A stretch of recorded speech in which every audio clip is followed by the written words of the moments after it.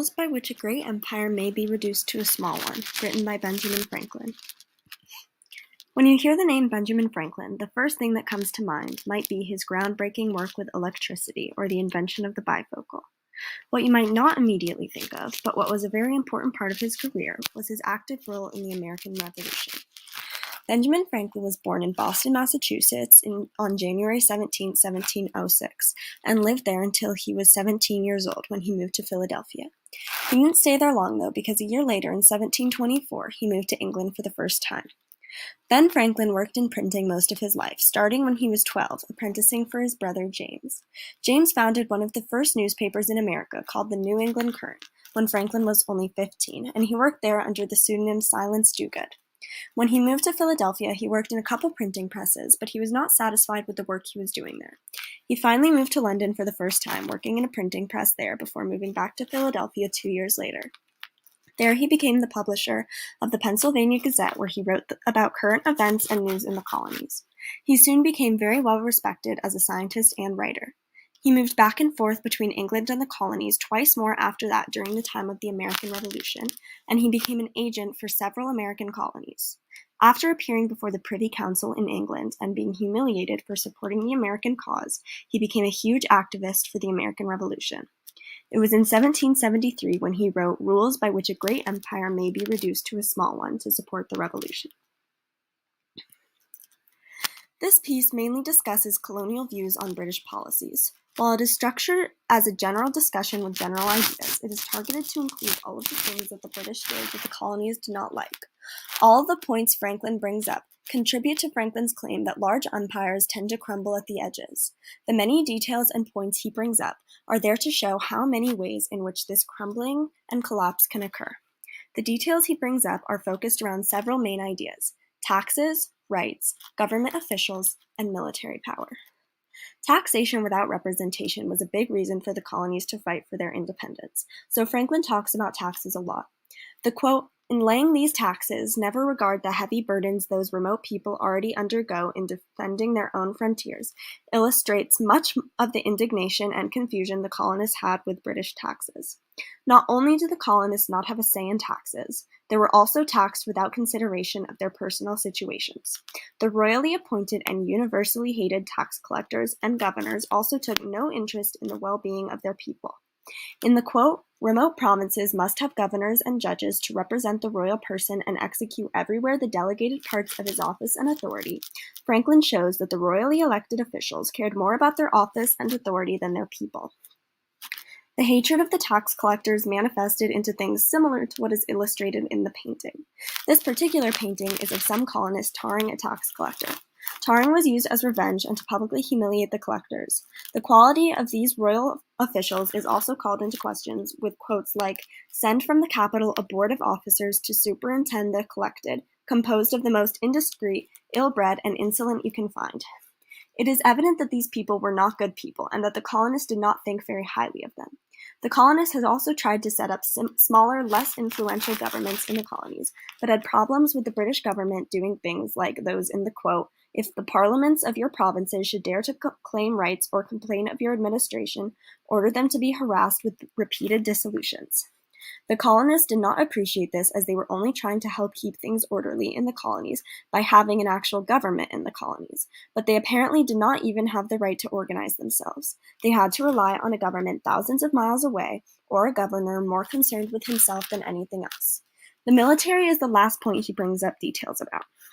The colonists were very suspicious of the British armies, evident in quotes like, "Send armies into their country under the pretense of protecting the inhabitants." The Quartering Act contributed to this, as it allowed the British army to keep its troops in colonial homes. This made the colonists feel like the army members were there to watch them instead of protect them, and was a large reason the colonists wanted to be independent. So overall, Franklin uses a list organization, atypical for a persuasive piece, to bring up points and details about why the colonists hate the British, while making fun of the British government at the same time. The period of 1763 to when this piece was written in 1773 was a period of great change in the colonies. It all started with the end of the 7 Years' War, where the British had fought the French on the colonies' behalf. The British won, and several things happened. The British got total control of North America because the French were gone, but Britain was saddled with a large amount of debt from the war. They decided that since they had gone to war for the colonies should have to help pay the debt from the war. With George Grenville as the new Prime Minister in Britain, salutary neglect came to an end. The British cracked down on colonial smuggling and started enforcing their older acts, like the Navigation Acts, more than they had before the war. This angered the colonists, but that was not the only thing they were mad about. To limit conflict between Native Americans and colonists, the British passed the Proclamation of 1763, which prevented the colonists from settling west of the Appalachian Mountains. The colonists did not like this because they wanted to be able to colonize the new lands that they had just fought for with their lives. This was part of the start of the conflict between colonists and the British. From then until the Revolution consisted of Britain passing various acts and taxes on the colonists. The first thing passed after the 7 Years' War was the Stamp Act, which was the first direct tax on colonists. As various other taxes were placed on other things like paint and tea, British Army members were sent to Boston to enforce these taxes and control the radicals in the city. Violence broke out in the form of the Boston Massacre, which later was commonly used by revolutionists to inflame anti-British passions. Other acts were passed to do things like limit colonial rights and were generally annoying the colonists. The Declaratory Act is a great example of an act that limited colonial rights. It basically said the British had the right to tax the colonists and there was nothing the colonists could do about it. All British citizens were supposed to have representation in Parliament, and since the colonists didn't, passing acts and taxes would be restricting their rights as British citizens. The Townshend Act imposed taxes on a lot of different things, like paint, tea, glass, and paper, which annoyed the colonists to no end. Even the Tea Act, which lowered tea prices, hurt the colonists, because it put independent shippers, smugglers, and local shopkeepers out of the tea trade because their tea was more expensive than that of the East India Company. Although there were many royally appointed people in the colonies, they were mostly tax collectors who definitely were not helping the colonists, and the governors, who were not there to help the colonists, as previously mentioned. This was really frustrating to the colonists, as the governor had a direct line to the king and could at least try to help them. The other colonies who did not have governors, like Massachusetts, could not reach the king as their own governments were limited. The best example of such a limitation would be the Massachusetts Government Act, but that did not come until later. They were still limited, as Franklin writes, if the parliaments of your provinces should dare to claim rights or complain of your administration, order them to be harassed with repeated dissolutions. The combination of all of these problems between the colonies and the British led to tension and outright dislike. Much of this was fueled by writing from the colonial leaders. A great example is Common Sense by Thomas Paine, although Ben Franklin, who wrote this piece, lived in Britain from 1764 to 1775. He was there as an agent for the colonies, and he was frequently writing to argue for the colonists. His writing was often reprinted in the colonies and became very popular. This piece is one that was originally written in Britain and reprinted in the colonies. Rules by which a great empire may be reduced to a small one was originally written in London in September of 1773. It was written for the British King, King George III, and the British Parliament. Benjamin Franklin wanted to convince them that what they were doing would only end up harming themselves. He also wrote this paper for anyone who has ruled or governed. Franklin says, "I address myself to all ministers who have the management of extensive dominion, empires, which from their very greatness are become troublesome to govern because the multiplicity of their affairs leaves no time for fiddling." Franklin also writes this for all British citizens to spread the revolutionary cause and get more people on their side. The paper was republished later that year in Pennsylvania, so this piece was also written for colonists to fire them up and make them want to fight. There were two main events that led to Ben Franklin to write this piece. The first was the passing of the Tea Act on April 27, 1773. The Tea Act was very important for many reasons. It was sort of a tipping point for the colonists as it led to the Boston Tea Party, which was an important rebellion against the British. The Tea Act was also a tipping point because it, and the Boston Tea Party, led to the Intolerable Acts, which symbolized the beginning of when Britain started to get really annoyed with the colonists. Although this piece was published before the Intolerable Acts and the Boston Tea Party, the important part is that it was published during the time when tensions and conflicts between colonists and Britain started to get really bad. The piece also may have influenced the Boston Tea Party itself. It was published in the colonies a mere day before the Tea Party. This shows how high the tensions were at the time this piece was written. Franklin knew how high they were and decided that then was the perfect time to write this piece. It is possible that Franklin was trying to show the British why the tensions were so high and why the colonists were angry with the government. That could also be why it was written in such an indirect and mocking way. It makes fun of the British government to get attention, but is indirect enough that it wouldn't be ridiculed or labeled as treasonous. The second reason that led to Franklin to write this piece was his move to Britain to be a colonial agent. He traveled in 1764 to Britain and was still there when he wrote this piece in 1773. This was not the only piece he wrote there, although it was one of his most famous. He was constantly writing to local newspapers in London. He submitted various essays and persuasive pieces to share colonial views. He even went to speak before the Parliament and represented the American cause. Although he traveled to London years before writing this piece, it still led him to write it, and the piece would not exist if he had not made the journey. Ben Franklin wrote rules by which a great empire may be reduced to a small one, partially as a way to make fun of the British king and Parliament for their treatment of the American colonies. The paper consists of a list of rules to follow if one would want to make their great big empire worse. Every rule is some treatment or law that the king or Parliament has passed in the colonies. Let the parliaments flout their claims, reject their petitions, refuse even to suffer the reading of them, and treat the petitions with the utmost contempt. Nothing can have a better effect in protruding the alienated proposed, for though many can forgive injuries, none ever forgave contempt, Franklin said.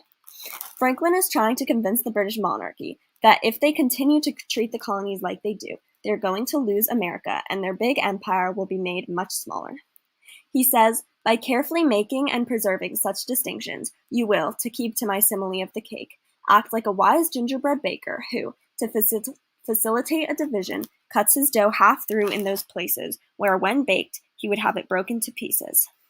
This paper was published in England and the colonies, so Franklin was trying to spread revolutionary ideas to British citizens so they would be made aware how colonists feel about this treatment and try to get them on their side, and try to rally more colonists to join the revolution.